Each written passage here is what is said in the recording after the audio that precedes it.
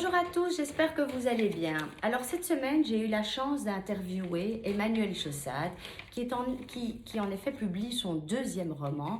Il s'intitule Dire, publié aux éditions Mercure de France. Et j'ai eu la chance de l'interviewer cet après-midi. Alors c'est le deuxième livre que je lis de cet écrivain et que je présente sur les mots d'Anouk. Et c'est un écrivain qui me touche particulièrement. Pourquoi? Parce qu'avant tout, c'est un écrivain très humain. Et ce qu'il écrit nous parlera à tous, en tous les cas à beaucoup d'entre nous. En effet, à travers les séances psychanalytiques qu'Emmanuel Chaussade a suivies pendant 15 ans avec Elsa Kaya, qui était la psy qui s'est fait assassiner, la psychanalyste qui s'est fait assassiner pendant les attentats de Charlie Hebdo, eh bien, lui a été son patient pendant 15 ans. Et donc, Elsa Kayat a véritablement sauvé Emmanuel Chaussade grâce au travail qu'ils ont fait ensemble thérapeutique. Alors Emmanuel Chaussade, quand il naît, il a tout pour finalement ne pas réussir sa vie. C'est-à-dire qu'il naît dans un milieu assez étriqué, petit bourgeois provincial, une famille qui est très peu curieuse de ce qui est différent d'elle, qui n'accepte pas la différence. Et lui, très très vite, va se sentir, et il est même considéré comme le vilain petit canard de cette famille, parce qu'il est tout simplement différent. Il est différent que ce soit dans ses orientations sexuelles, mais que ce soit aussi dans ses goûts, dans ce qu'il veut faire, dans la façon dont il veut mener sa vie, et ça se sent depuis la tendre enfance. D'ailleurs, c'est une famille où les coups pleuvent davantage que les mots de tendresse, les mots d'amour, et quelque part, il le dit joliment, il dit finalement, ces coups-là, c'était des marques d'attention, je les prenais pour des marques d'attention, des marques de tendresse, parce que quelque part, il n'avait rien d'autre à la place. Et donc, Emmanuel Chaussade, à travers cette psychanalyse qu'il fait, eh bien, il nous raconte son parcours pendant 15 ans. Il va 2 fois par semaine, le lundi et le mercredi, pendant 10 minutes chez Elsa Kayat.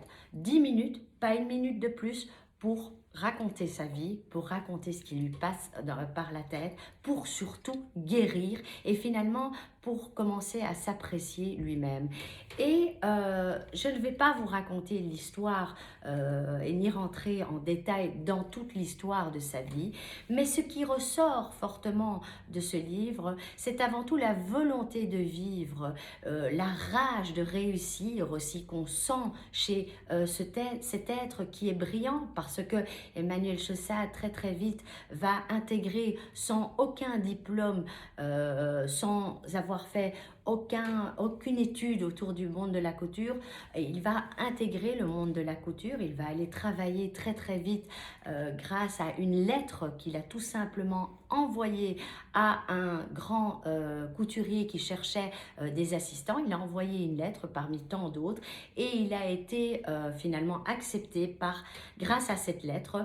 Le couturier avait apprécié le ton et la façon dont il parlait et ce couturier va engager Emmanuel Chaussade qui très très vite va grimper les échelons, va devenir quelqu'un d'important dans l'art, dans le monde de la mode, mais ne va jamais se sentir profondément à l'aise, je dirais pas à l'aise, mais en accord avec ce milieu où règne énormément la superficialité, où règne énormément l'argent.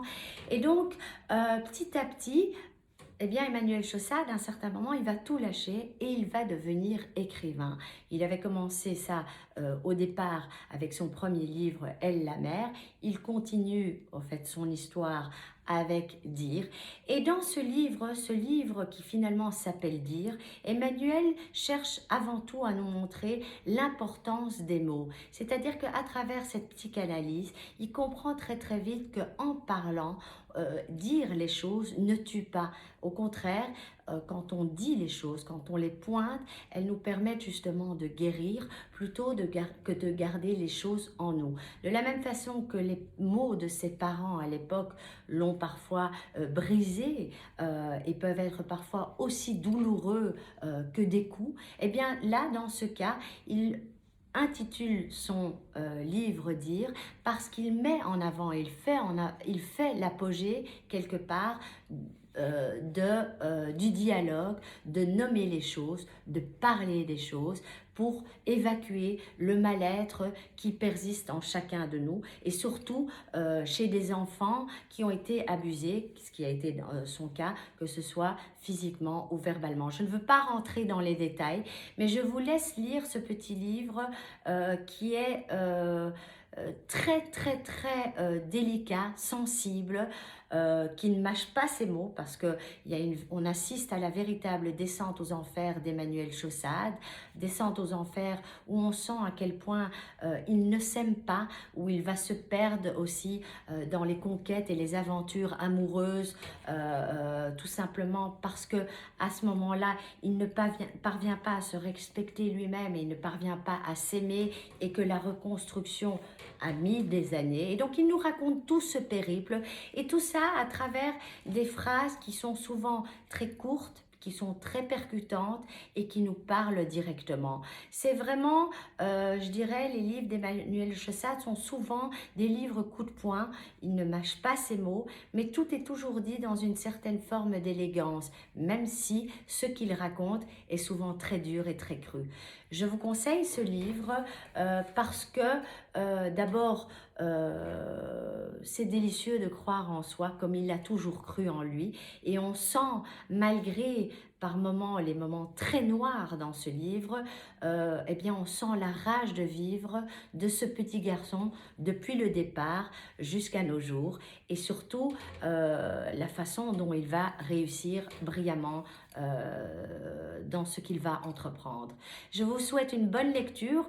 L'interview d'Emmanuel Chaussade est diffusée ce soir à 18h30 sur Radio Judaïka. Elle est retransmise sur Radio Judaïka dimanche à 20h, mais vous pouvez également la retrouver en vous abonnant à mon blog www.lesmotsdanouk.com. Vous la retrouverez en podcast. Bonne semaine à vous, à bientôt.